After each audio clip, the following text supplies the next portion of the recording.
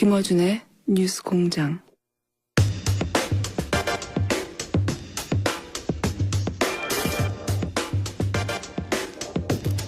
국민의당과 바른정당 통합에 관한 뉴스가 최근에 쏟아지고 있습니다. 오늘 내일 이 문제 짚어볼 텐데요. 오늘은 먼저 통합에 반대하는 입장 먼저 들어보겠습니다. 국민의당 이상돈 의원 연결됐습니다. 안녕하세요, 의원님. 네, 안녕하세요. 네. 오랜만입니다. 네. 의원님, 저희 스튜디오에 한번 나와주세요. 네. 네, 시간 봐서 나와주겠습니다. 직접 나와주시면 빵빵 터질 것 같습니다. 네. 자, 우선 먼저 이거 여쭤봐야 될 것 같은데, 통합에 반대하는 의원으로 먼저 모셨는데, 반대하시는 거 맞죠? 저는요, 반대가 예. 애당초 불가능하기 때문에 터무니없는 거라 해서 반대하는 겁니다. 그러니까 반대할 가치도 없는데 반대하는 거죠. 그리고 제가 이미 일주일 전에 인터뷰에 이 통합은 가능성은 제로라 그렇지 않습니까? 네? 그리고 이미 뭐 물 건너간 걸 보이지 않습니까? 네. 불가능하다고 보시는 거군요. 예. 네네. 네, 가능은 한데 반대가 아니라 안 될 일이다 이렇게 보시는 거군요. 우선. 네, 그렇습니다. 네. 예. 동아일보가에서 보도한 것 같은데 개개인 의원들에게 전화 통화해서 찬성하는 분이 18분, 반대하는 분이 11분, 나머지 유보 이렇게 나왔던데 현재로는 여하간 찬성하시는 분이 더 많은 거 아닙니까? 당내에? 근데요, 그게 답변할 때 네. 몇몇 의원들이 상당수 의원들이 좀 조건을 달고 또는 이렇게 뭐 이것도 되고 저것도 되고 이런 식으로 말하는 분들이 거기 찬성으로 돼 있어서 지금 뭐 제가 파악한 바에 의하면 벌써 5, 6명 정도 의원들이 잘못 알려졌다 이렇게 말하고 있고 그 한 5명 정도 되는 분들은 다 좀 다선급 중진급이죠. 네. 그러니까 이 찬성도 조건부 찬성이 10명밖에 안 되는 겁니다. 현재는 그렇군요. 네. 조건부 찬성이었는데 잘못 알려줬고 이제 그분들도 입장을 그렇죠. 바꿨다. 뭐 그것도 하나의 가능할 수 있겠다. 뭐 그 정도 얘기한 것을 갖다가 그러니까 그 신문에서 의도적으로 이렇게 좀 분리해서 부풀려 쓴 거라고 봐야죠.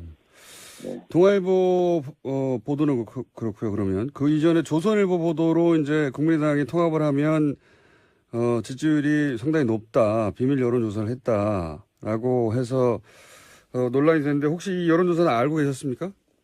그건 사전에 우리 아는 사람 아무도 없었죠. 그러니까 국민정책연구원에서 국민 세금으로 쓸데없는 여론조사 한 건데 그것도 그런 여론조사 하게 되면 질문이 좀 이렇게 원하는 방향으로 되어 있지 않겠습니까? 그렇게 해서 나온 거 의미 없다고 봅니다. 네. 의미 없다. 혹시 이 여론조사가 소속 의원들 모르게 진행됐다는 것에 대해서 내부 비판은 없나요? 상당히 격앙되게 생각하는 의원들이 많이 있죠. 특히 좀 정치를 오래 한 사람들에 대해서는 이건 대단히 잘못됐다 이렇게 보고 있죠. 네. 그래서 뭐 혹시 안철수 대표에 대한 비판 얘기는 없습니까? 관련해서? 어저께 정동영 의원, 천정배 의원, 유성엽 의원들이 굉장히 강도 높은 비난을 했죠. 그리고 사실 그리고 무엇보다 유승민 전 대표죠. 유승민 의원이 우리 당으로과 합칠 사람이 아닙니다. 그리고 원래 생각도 없었고 그 가운데 있는 주호영 거기 원내대표가 이렇게 저렇게 얘기하니까 그냥 마지못해 뭐 그런 것도 하나의 방법이겠다 이렇게 좀 얘기했던 게 커진 것 같고요. 그리고 주호영 원내대표는 원래 친 MB 아닙니까? 그렇죠. 친이에서 친박을 갈아탄 사람이고 또 요번에 또 뭐 한국당하고 합당하다 그러다가 대당과 또 국민의당하고 그러니까 믿을 수가 없는 사람 아닙니까? 거기에 뭐 좀 양쪽에서 그 페이스에 날려서 이렇게 커진 것 같습니다. 유승민 의원이 그 중도 보수 통합 의지를 밝히는 것도 그냥 주호영 의원의 이야기에 예를 들어서 탈당하려는 의원들을 잡으려고 한 것이다. 이 정도로 생각하십니까? 뭐 그런 면도 있겠고요. 예. 또 이제 유승민 의원의 입장에서는 그게 자기의 그 정치적 입지죠. 안보는 보수고 경제는 진보, 따뜻한 보수, 개혁 보수. 그러니까 그런 자신의 정치적 소신을 그냥 재확인한 거죠. 그리고 우리 당 이 구성원들의 대부분하고 유승민 의원 그리고 그 주변의 몇 사람들하고서는 저는 이렇게 어울리기가 힘들다고 저는 봅니다. 그리고 또한 저는 유승민 의원이나 그 주변 사람들이 안철수 대표를 어떻게 보는가 하는 것도 제가 대충 압니다. 네. 아, 그래요? 어떻게 봅니까? 유승민 의원이? 그 무엇보다 그 생각이 없지 않습니까? 오락가락 아닙니까? 사드 반대 앞장섰다가 배란간 대선 다가오니까 사드 찬성하고 대북 제재해야 된다고 해서 그 지난번 TV 토론 때 그거에서 유승민 당시 후보가 안철수 후보가 그냥 작사를 내지 않았습니까? 솔직한 얘기로 그런 거 보면 그거 다 알죠. 그리고 유승민 의원은 공부를 많이 한 사람입니다. 그 사회과학을 공부한 사람이고, 그러니까 지식의 깊이가 있는 사람이죠. 네. 예. 그러면 유승민 의원은 그렇게 사회과학 공부하고 지식의 깊이가 있는데 안철수 대표는 그렇지 않다고 유승민 의원이 생각하신다고 보시는 겁니까? 네, 좀 다른 길을 걸어온 사람이고, 예. 그래서 이제 정치적인 어떤 판단, 방향성에 대해서는 유승민 의원이 그렇게 안철수 의원을 자신과 비슷하다든가 같다든가 이렇게 생각하지는 않는다고 저는 확신하고 있습니다. 네. 혹시 그런 얘기 들어보신 적 있습니까? 그 주변으로부터? 저자에서 더 이상 언급을 하지 않고 저는 솔직히 배경이 거기 있는 주변 사람들하고 좀 알지 않습니까? 네. 왜 이렇게 웃어요? 예. 사석에서 나눈 이야기는 하실 수 없는데 유승민 의원이 안철수 대표를 그렇게 높게 평가하지 않는다 이런 말씀이시네요. 요지는. 그건 우리 TV 토론 때 보지 않았습니까? 거기에 대해서 안철수 당시 후보 한마디도 못했잖아요, 반론을. 쩔쩔맸잖아요. 네. 그래서 대선은 끝나버렸죠. 네. 그만 좀 웃어요. 네. 그만 좀 괴롭히십시오 하는 유명한 어디도 그때 나왔죠. 예. 네. 그러면 바른정당은 지금 사실 예를 들어서 통합이 진행되면 원내 교섭 단체를 유지할 수 있으니까 바른정당은 그리고 또 이제 탈당하려는 분들에게 그 국민의당과도 통합의 가능성이 있나 이렇게 이제 다시 한번 제고하는 효과를 얻을 수 있을 것 같은데 근데 국민의당에서 통합을 찬성하시는 분들은 어떤 이득을 얻을 수 있어서 찬성하시는 걸까요? 그걸 알 수가 없어요. 그렇게 해서 우리 40명이 그대로 있고 바른정당에서 의원이 한 10명 오면 50명 되고 그렇게 하면 시너지 효과가 난다고 생각하는데 아마 내분 때문에 같이 공멸할 겁니다. 그러니까 그런 일이 안 생긴다 보고 그리고 정당은 좀 있는 사람들이 스펙트럼이 있지 않습니까? 네. 우리가 바른정당 합치면은 이건 정당이 아닙니다. 이건 어쩌게 철학이 없고 또 더 중요한 것은 이게 이런 걸 생각하는 사람들이 지난번 대선에서 나왔던 반문 연대 또는 비문 연대 그것을 연상시키지 않습니까요? 저는 그 대단히 잘못됐다고 봅니다. 그리고 유승민 의원이 지향하는 개혁 보수는 지금 굉장히 어렵습니다. 그러나 이 어려운 것을 좀 참으면은 다음번 총선에서는 상당한 세력을 구축할 것으로 저는 생각하고 있습니다. 오히려 유승민 의원이 그냥 지금 당장 어렵다고 해서 그냥 섞어지게 하는 식으로 국민의당하고 합치면은 본인의 정치 생명은 저는 희망이 없다고 봅니다. 그럴 리가 없습니다. 근데 문제는 유승민 의원이 그렇게 아둔한 사람이 아닙니다. 아둔한 사람이 아닙니다. 국민의당 내부에서 원외위원장 일괄 사퇴 얘기가 나왔었습니까? 그게 아마도 이제 바른정당과 통화하자면 원외위원장 자리가 비어 있어서 그렇게 진행된 거 아니냐 이런 얘기가 나오는데 원외위원장 일괄 사퇴 문제는 어떻게 진행되고 있습니까? 지금 제게 어저께 토론회 했는데 굉장히 반대하는 위원장들의 목소리가 훨씬 크고 당당했다 그러죠.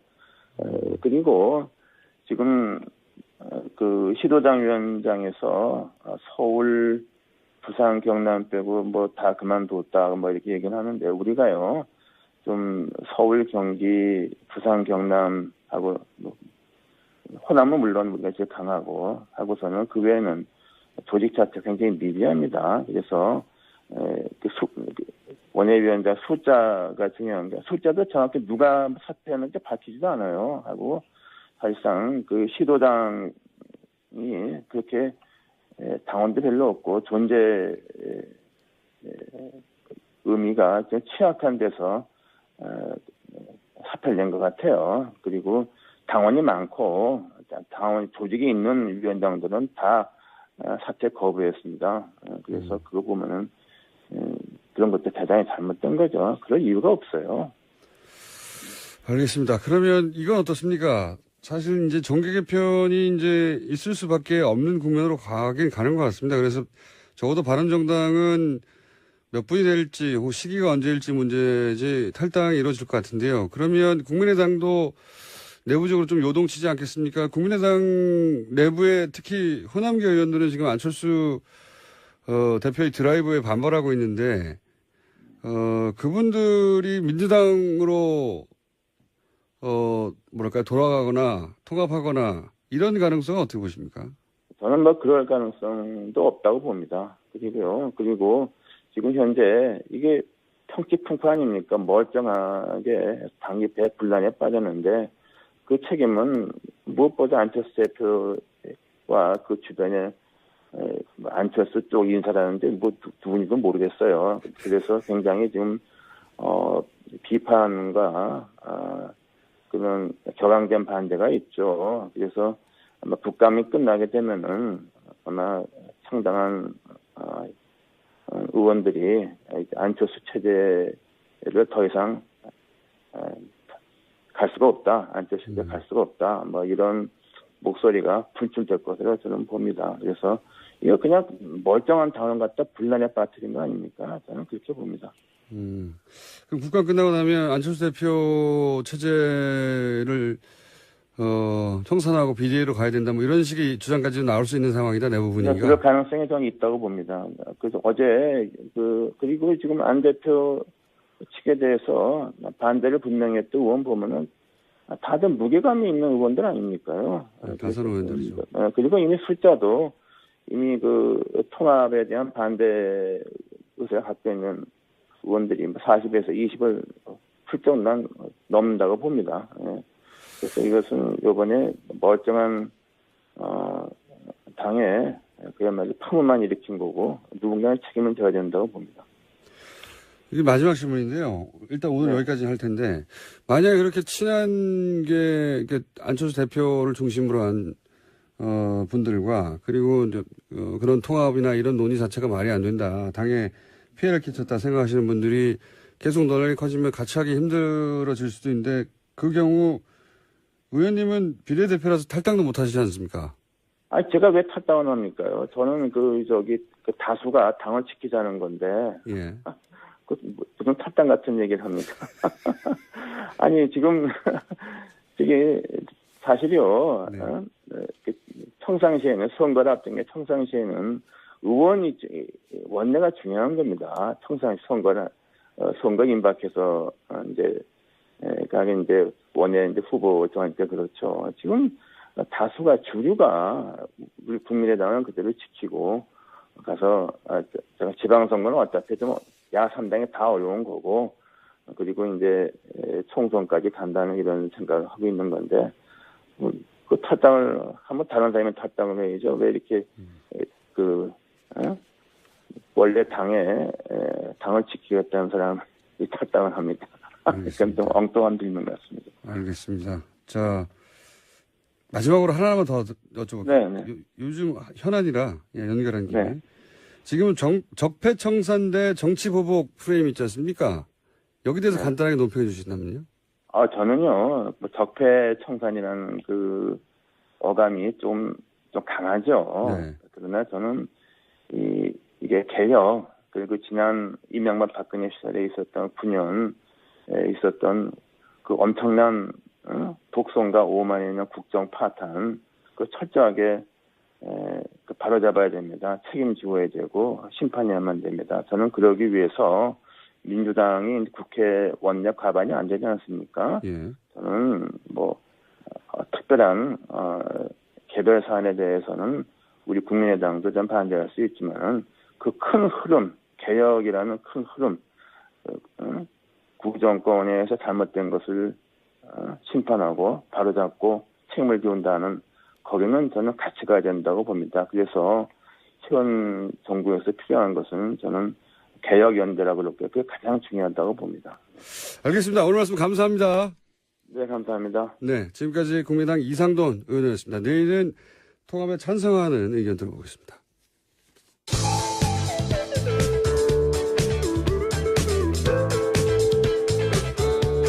상식이 통하는 세상을 만들고 싶은 시사 요정 김어준입니다.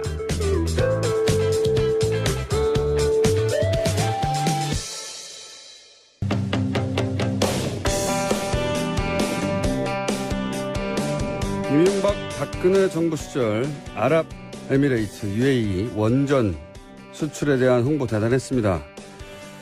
그런데 내용을 들여다보면 그게 아니었다라는 주장이 나왔습니다. 더불어민주당 홍익표 정책위 수석 부의장 연결됐습니다. 안녕하세요, 의원님. 예, 안녕하세요. 반갑습니다. 예, 바로 본론으로 들어가서 뭐가 문제입니까? 따져주십시오. 예, 이게 두 가지죠. 하나는 원전 수출에 대한 과대 포장인 거고요. 예. 두 번째는 이명박 정부 시절에 맺었던 계약이 박근혜 정부 들어와서 추가로 악화되는 겁니다. 즉, 그 전에 맺었던 계약도 확정된 게 아니라 이후에 그 UH에 휘둘리면서 그 계약이 악화되면서 사실상 빚 좋은 개살구에 머무른 거 아니냐 이런 우려입니다. 원래 안 좋았는데 더 악화됐고 그리고 과대 포장됐다. 우선 과대 포장은 좀 자세히 설명해 주시면요. 이게 뭐 잘 아시다시피 2011년, 12년 그 당시에 그 1차 계약이 2012년에 이루어지는데 2011년, 12년 당시에 이명박 정부에서 대대적으로 선전했던 게 아랍에미레이트 원전 수출 아닙니까? 그 한국형 원전 수출 해가지고 뭐 마치 황금알을 낳는 거위처럼 그 당시 선전을 했습니다. 그러니까 당시 그 발표 내용을 보면 한국형 원전 4기를 지어주면서 총 계약이 우리 돈 한 21조 원 당시 환율에 따르면 186억 달러다 해서 굉장히 큰 돈을 이익을 벌 수 있다라고 하면서 당시 수익률을 한 16% 목표 수익률을 제시를 했습니다. 그래서 그 새로운 우리나라의 수출 산업이라고 하면서 지금도 층고리 오리코기 중단과 관련돼서 원전 수출 얘기를 계속 하지 않습니까? 그 재개를 지지했던 측에서요. 근데 사실은 이 원전 수출 과정에서 이런 이익이 부풀려졌고 또 다른 측면에서 즉 이 사고나 또는 관리 운영에 대한 책임 이후에 우리가 부담해야 될 그 어떤 관리 책임에 대한 리스크에 대해서는 전혀 알려지지 않았다는 것이죠. 그렇게 그것까지 다 계산하면 수익률이 얼마나 됩니까? 16%가 아니라? 이거는 뭐 좀 더 따져봐야 되는데 2016년에 박근혜 정부에서 이제 새롭게 계약을 확정짓습니다. 그때 확정짓는데 당초 16%였던 것이 10.5%로 조정됩니다. 아, 그때 이미. 네네. 근데 이 아부다비 정부에서는 9%를 요구했는데 10.5%로 했는데 이것은 좀 우리가 봐야 되는 게 우리가 보면 해외 사업에서 기준 수익률 산출 모델 IPP 원자력이라는 게 있어요.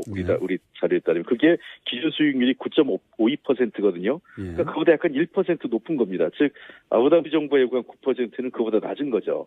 그러다 보니까 거의 마지노선으로 10.5%를 했는데 이조차도 우리가 관리 운영에 따른 책임을 지다 보면 어떻게 될지 모른다는 거죠. 실제로 가장 문제가 되는 거는 양 당사장 엔액 측과 한전 측이 계약을 하면서 몇 가지 독소 조항이 들어갔습니다. 우리 입장에서는 독소 조항이죠. 계약이 이제 불리하게 되는데, 예, 크게 한 5가지 정도 지적을 할 수 있는데요. 하나는 지분 비율이 변동될 가능성이 있습니다.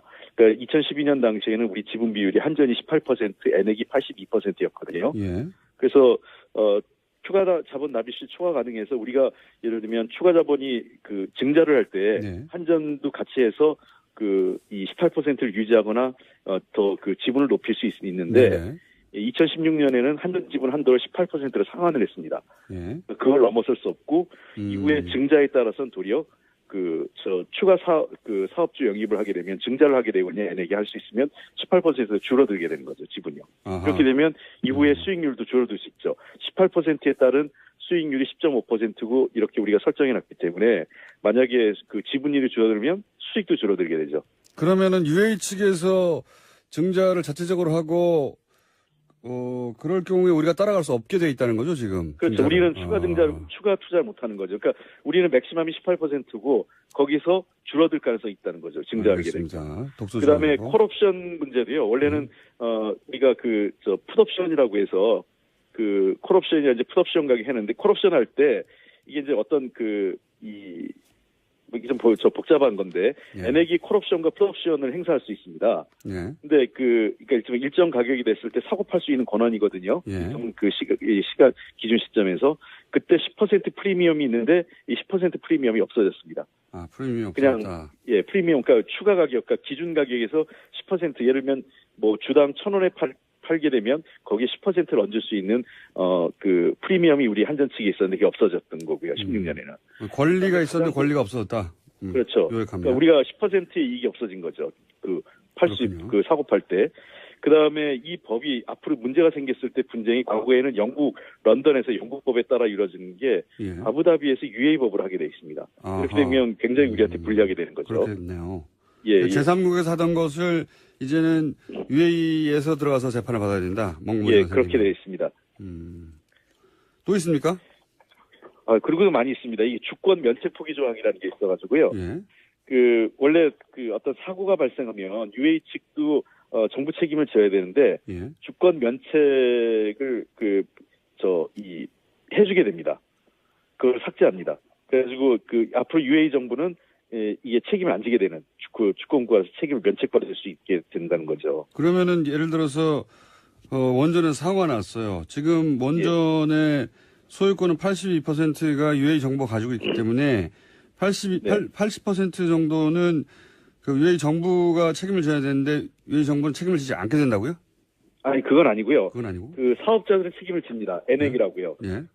엔액은 책임을 지는데 82%하고 우리 한전이 18% 책임을 지는데 예. 아시다시피 원전 사고의 경우에는 큰 사고로 번질 수 있지 않습니까? 네. 그런 경우에는 우리가 국가 책임도 같이 포함해야 사업자들의 부담이 줄어드는데 국가 포함 책임이 빠지기 때문에 아하. 이 엔액과 한전의 책임으로 돌아가게 돼 있고 특히 UAE 같은 경우는 이제 국제 원자력 협정에 가입을 할 예정이지만 인근의 사우디나 카타르 등 같은 나라는 가입하지 않고 있거든요. 아하. 이런 국가에는 이 보상 한도가 없습니다.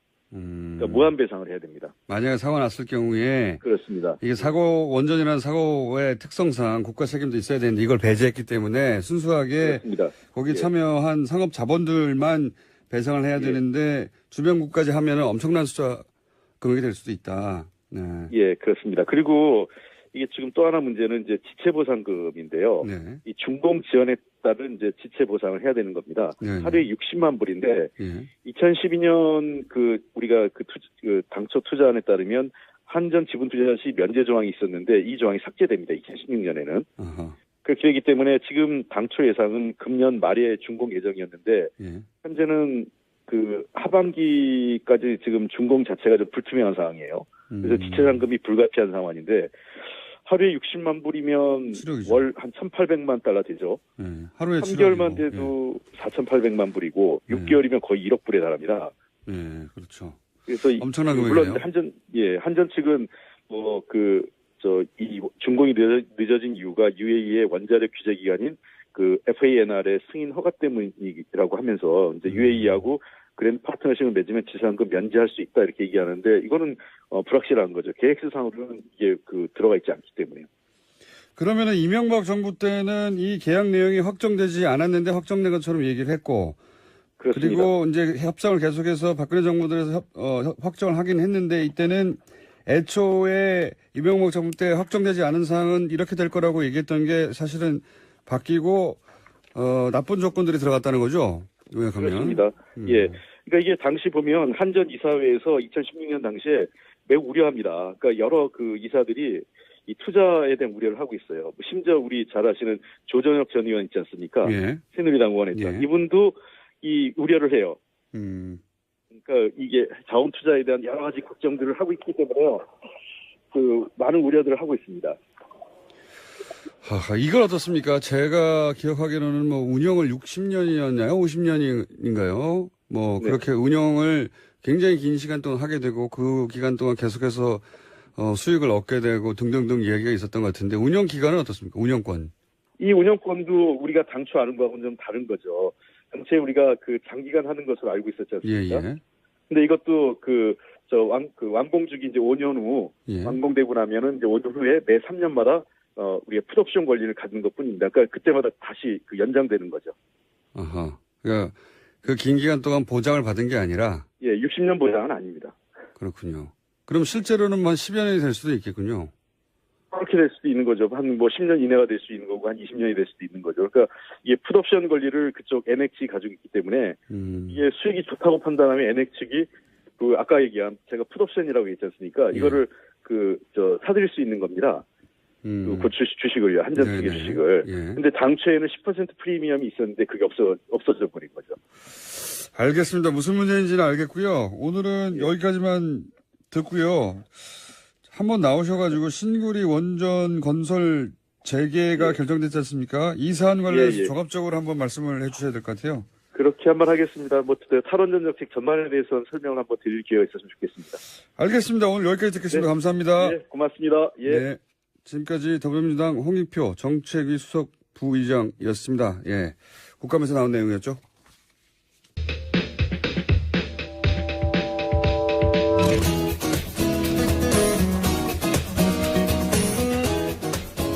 르봉드 디플로마티크 편집장이셨고 지금 편집위원이시고 인문결 연구소 아직 홈페이지도 없는 연구소의 소장님 임상훈 소장님 나오셨습니다. 안녕하십니까? 네, 안녕하십니까? 오늘 안경을 하시고 또 돋보기를 또 하시고. 예, 공부 많이 한 사람은 안경을 2개나 써야 돼서요. 하나 갖고 안 보이네요. 그 안경 아래쪽이 돋보기 돼 있는 그런 거 있지 않습니까? 왜? 예, 되는데, 그러니까 이게 그렇게 하려면은 정확하게 맞추려 좀 비싸요, 사실은. 그래서 이렇게 하는 게 더 싸서. 그렇죠. 아래쪽은 돋보기로 된 알들은 비싸더라고요. 예, 좋은 걸로 하려면 굉장히 비싸더라고요. 예, 거기까지는 그래서. 싼 걸로 그냥. 2개로 겹치는 게 쌉니다. 인문결 연구소에 회원 많아져야 되겠습니다. 그래서, 안경을 2개나 끼고 나오셨네요. 자, 중의원 선거를 다루실 거라고 제가. 예, 일본에서 어제 그 중의원 선거가 있었죠. 중의원이라 하면은 이제 그 하원에 해당되는 그 선거인데 우리나라에서도 관심이 많이 높았었죠. 그렇죠. 아베가 어떻게 될 거냐. 네. 그 결과를 잠깐 말씀드리면요. 아직 정확하게 모든 것이 종료되지는 않았습니다. 근데 아사히 신문의 발표를 보면은 현재까지 자민당과 공명당의 연합 정권 312석을 얻었다. 312석이면 개헌 가능한 숫자 아닙니까? 그렇죠. 3분의 2를 넘어선 거죠. 드디어 개헌하겠네요. 그렇게 나왔고 그다음에 요미우리 신문의 경우는 312석을 넘지는 않은 것으로 지금 나오고 있습니다. 그러니까는 309석이 됐다. 그래요? 근데 309석이면 사실상 310석에 한 석 부족한데. 그러니까요. 310이죠, 숫자가. 그런데. 한 명 땡겨오겠네요, 그러면. 그렇죠. 근데 이제 그 자민당 단독으로 이미 과반은 넘어선 것으로 지금 나오고 있고요. 과반은 단독으로 넘어섰고, 그 다음에 공명당과 연립정권이 이제 합하면은 아까 이제 말씀드린 그 수치가 나오는데, 근데 이제 3분의 2석이 왜 중요하냐? 그 개헌 가능. 그렇죠. 선이 전쟁 가능한 국가. 그렇죠. 거기까지 이제 갈 수 있는 선이 3분의 2 선이죠. 그게 310석인데 그 조건으로 따지자면은 지금 아까 말씀드린 것처럼 312, 309 이게 중요한 게 아니라 이미 개헌에 찬성하고 있는 그러니까 야당 중에서도 개헌에 찬성하고 있는 야당들이 또 있거든요. 희망의 당이라든가. 희망의 당. 예. 그, 사실 야당이지만 사실상 그 우파 정당입니다. 더 극우죠. 극우 정당입니다. 그 다음에 유신당 역시 마찬가지로 개헌에 찬성하고 있는 정당인데 그 이 희망의 당이 지금 49석이 나오는 것으로 두 언론사가 동일하게. 49석이 나요? 네. 야. 근데 원래는 더 나올 것이라고 예상이 됐었어요. 그런데, 그러니까 왜냐하면 이걸 좀 이따 말씀드릴게요. 그리고 그런데 이제 제1야당 자리를 놓고 경합을 벌였던 입헌민주당이 54석으로 그래서 이제 말하자면은 제1야당이 될 가능성이 지금으로서는 굉장히 높아진 거죠. 어쨌든 근데 이제 그 개헌이 가능한 3분의 302석을 넘으려는 그러니까는 310석을 넘기 위해서는 아까 말한 그 숫자에다가 이 희망당 49석, 그다음에 유신당 10석 합치면 이미 훨씬 넘어선 거죠. 그러니까 사실상 아베 총리 입장에서는 복도 이런 복이 있을까요? 희망의 당은 우리로 치면은 친박당 정도 되는 거죠. 예, 친박당. 그러니까 자유한국당이 있는데 친박당이 또 생겨서 근데 그 친박당이 한 40석, 50석 얻었다 이렇게 그렇죠. 생각하시면 되는 정도의 극우 정당인데 이게 저는 아베 전략이라고 봅니다.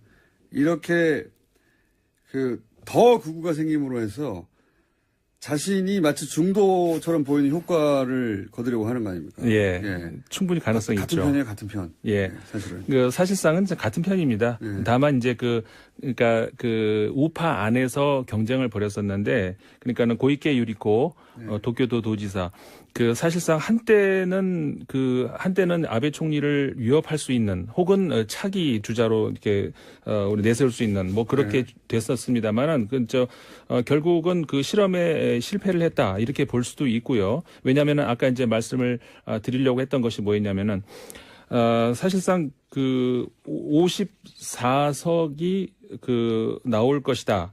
아니면 더 넘을 수도 있다. 이제 이렇게 해서인데 49석이 나왔거든, 지금.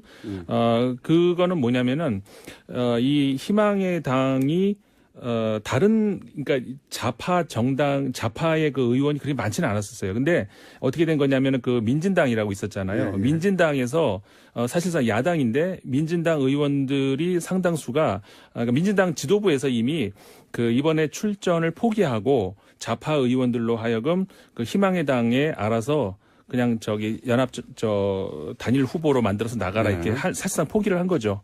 그러니까 이게 전략적으로 야당이 대실패를 한 건데 거기에 반발해서 이펀 민주당이 이제 만들어진 그 정당인데 그러니까 이번에 새로 만들어진 정당이에요. 이번 10월 초인가 9월 말에. 근데 희망의 당도 만든 지 얼마 안 된. 그렇죠. 근데 이제 지금 아까 말씀드렸던 이펀 민주당이 단숨에 지금 제1야당으로 섰다는 거죠. 그래서 저는 이제 이런 것들을 우리가 봤을 때 몇 달 전에 프랑스 선거 때도 말씀을 드렸던 것 같은데요. 사실 교훈이 있습니다. 우리가 정치를 할 때 명분으로는 어떤 대의 명분 굉장히 중요한 그런 거죠. 현실적으로는 표가 중요하다 이렇게 하는데 국민들은 그렇게 만만하지 않습니다. 현실적으로도 야당으로서 명분을 잃으면은 단순히 표를 쫓아서 이렇게 따라가다가는 지금 일본 선거처럼 이번에 민진당처럼 바로 망한다.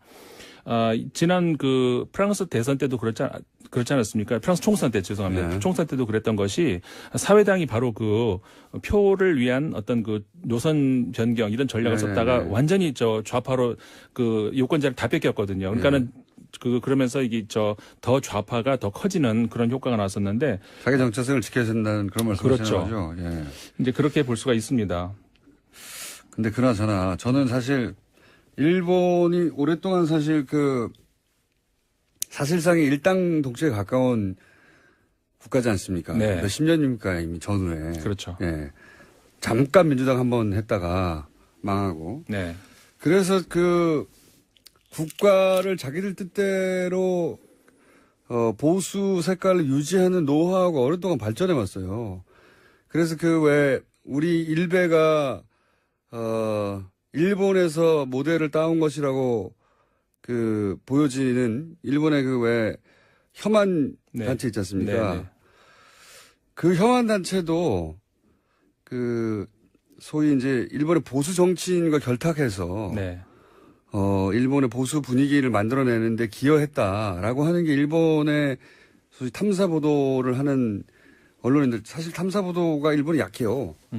약한데 그 중에 그런 걸 꾸준히 주장하는 기자들이 있습니다, 언론들이. 네.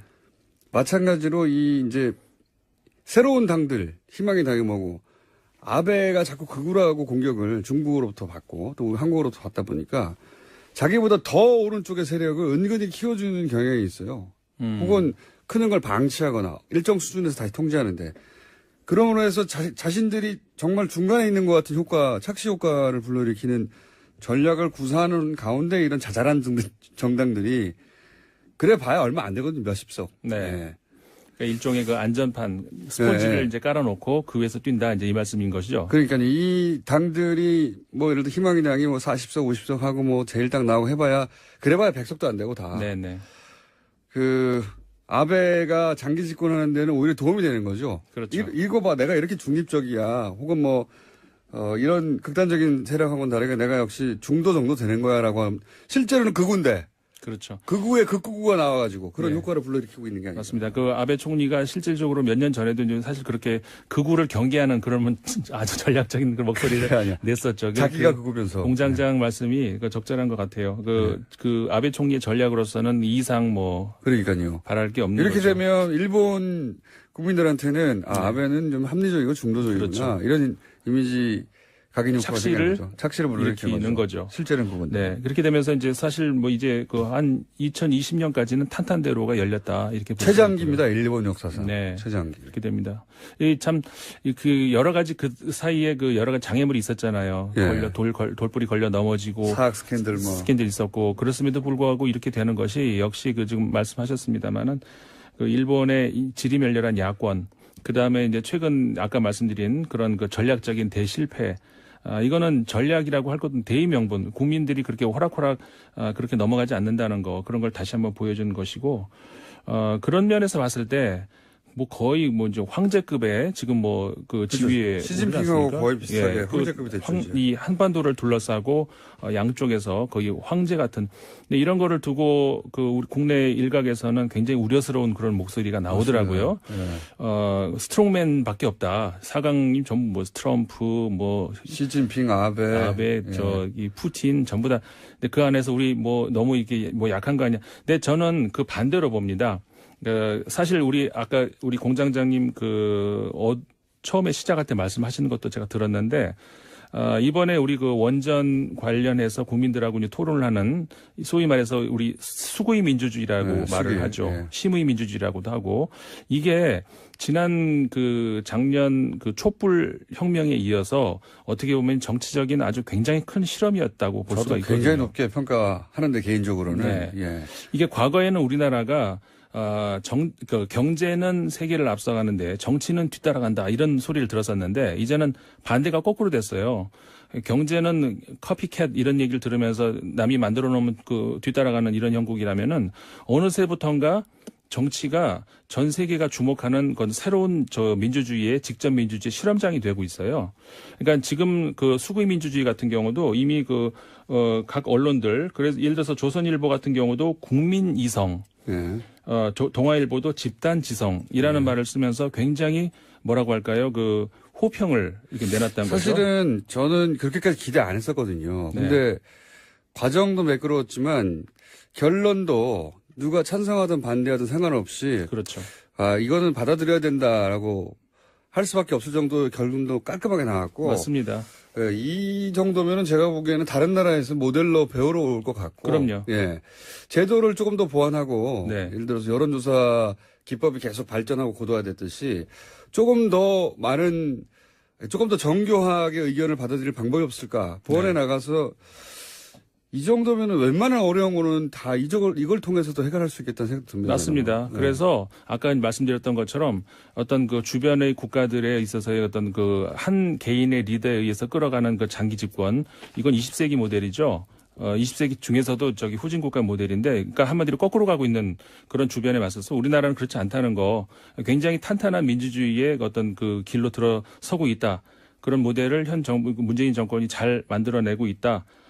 저는 그래서 갑자기 국뽕이란 말 지난주에 제가 말씀드리려고 했었잖아요. 국뽕이요? 예. 근데 이건 새로운 의미에서의 국뽕인데 이거는 굉장히 자랑스러운 어떤 그 새로운 현상이죠. 리더에 의한 국뽕이 리더를 따라가려는 게 아니라 우리가 만들어내는 거. 예. 이거 제가 보기에는 해외 정치학자들이나 이거 주목하기 시작하면 큰 뉴스거리가 될 거예요. 네, 해외에서도. 그럼요. 예. 제가 해외에서도 이런 거 안 해요. 그렇죠. 이거 굉장히 드문 예예요. 이런 네. 거는 전 세계적으로도. 자, 소장님. 네. 가입자 많았으면 좋겠습니다. 덕분에 많아질 것 같습니다. 여기까지였습니다. 임상훈 편집위원이었습니다. 안녕. 그러면 그 이전에 조선일보 보도로 이제 국민의당이 통합을 하면 지지율이 상당히 높다. 비밀 여론조사를 했다라고 해서 논란이 됐는데 혹시 이 여론조사는 알고 계셨습니까?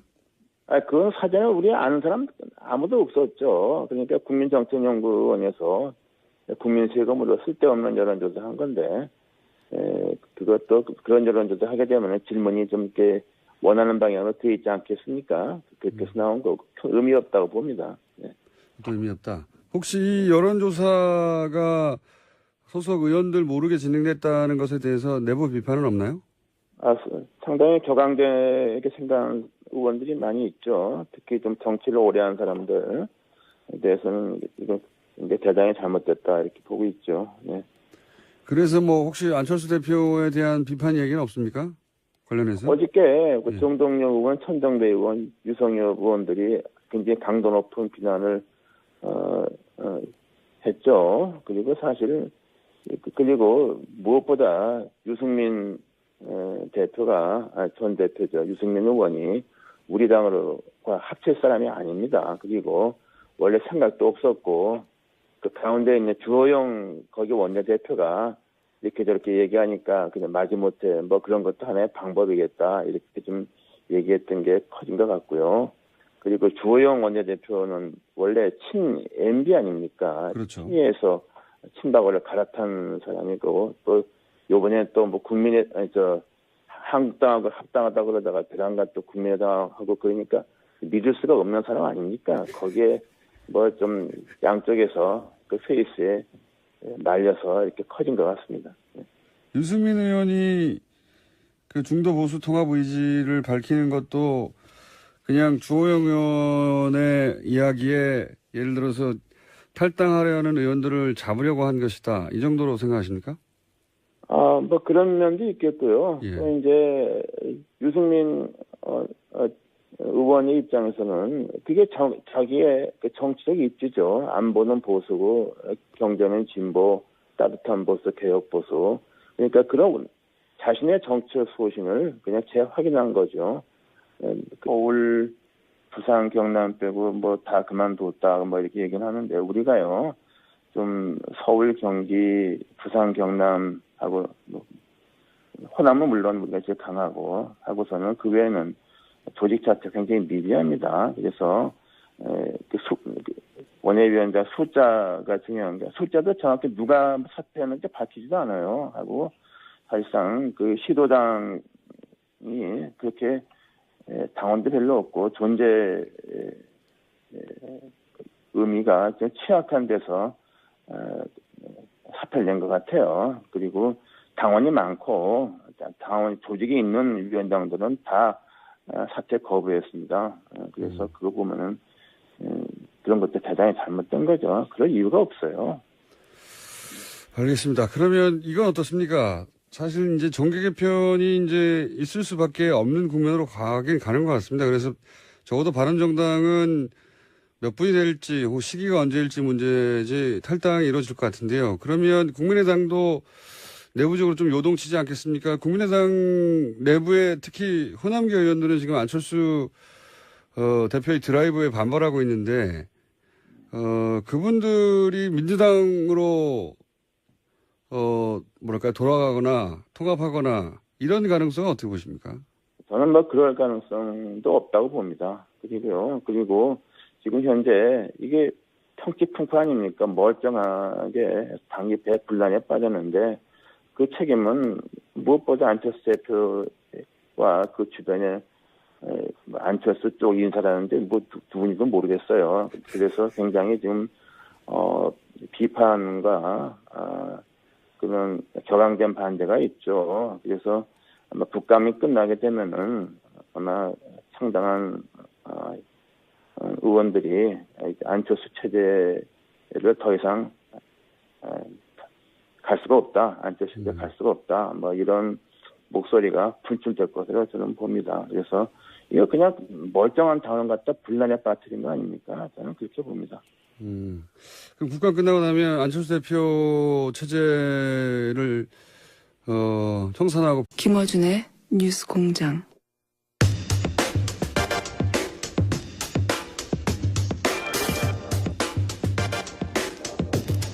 국민의당과 바른정당 통합에 관한 뉴스가 최근에 쏟아지고 있습니다. 오늘 내일 이 문제 짚어볼 텐데요. 오늘은 먼저 통합에 반대하는 입장 먼저 들어보겠습니다. 국민의당 이상돈 의원 연결됐습니다. 안녕하세요, 의원님. 네, 안녕하세요. 네. 오랜만입니다. 네, 의원님, 저희 스튜디오에 한번 나와주세요. 네. 네 시간 봐서 나와주겠습니다. 직접 나와주시면 빵빵 터질 것 같습니다. 네. 자, 우선 먼저 이걸 여쭤봐야 될 것 같은데, 통합에 반대하는 의원으로 먼저 모셨는데, 반대하시는 거 맞죠? 저는요, 반대가 예. 애당초 불가능하기 때문에 터무니없는 거라 해서 반대하는 겁니다. 그러니까 반대할 가치도 없는데 반대하는 거죠. 그리고 제가 이미 일주일 전에 인터뷰에 이 통합은 가능성은 제로라 그렇지 않습니까? 예? 그리고 이미 뭐 물 건너간 걸 보이지 않습니까? 네. 불가능하다고 보시는 거군요. 예. 네네. 네, 가능은 한데 반대가 아니라 안 될 일이다 이렇게 보시는 거군요. 우선. 네, 그렇습니다. 네. 예. 동아일보가에서 보도한 것 같은데 개개인 의원들에게 전화 통화해서 찬성하는 분이 18분, 반대하는 분이 11분, 나머지 유보 이렇게 나왔던데 현재로는 여하간 찬성하시는 분이 더 많은 거 아닙니까? 당내? 근데요, 그게 답변할 때 네. 몇몇 의원들이 상당수 의원들이 좀 조건을 달고 또는 이렇게 뭐 이것도 되고 저것도 되고 이런 식으로 말하는 분들이 거기 찬성으로 돼 있어서 지금 뭐 제가 파악한 바에 의하면 벌써 5, 6명 정도 의원들이 잘못 알려졌다 이렇게 말하고 있고 그 한 5명 정도 되는 분들은 다 좀 다성급 중진급이죠. 네. 그러니까 이 찬성도 조건부 찬성이 10명밖에 안 되는 겁니다. 현재는 그렇군요. 네. 조건부 찬성이었는데 잘못 알려줬고 이제 그분들도 입장을 그렇죠. 바꿨다. 뭐 그것도 하나의 가능할 수 있겠다. 뭐 그 정도 얘기한 것을 갖다가 그러니까 그 신문에서 의도적으로 이렇게 좀 분리해서 부풀려 쓴 거라고 봐야죠. 네. 동아일보 보도는 그렇고요. 예를 들어서 통합이 진행되면 원내 교섭 단체를 유지할 수 있으니까 바른정당은 그리고 또 이제 탈당하려는 분들에게 네. 그 국민의당과도 통합의 가능성이 있나 이렇게 이제 다시 한번 제고하는 효과를 얻을 수 있을 것 같은데 근데 국민의당에서 통합을 찬성하시는 분들은 어떤 이득을 얻을 수 있어서 찬성하시는 걸까요? 그걸 알 수가 없어요.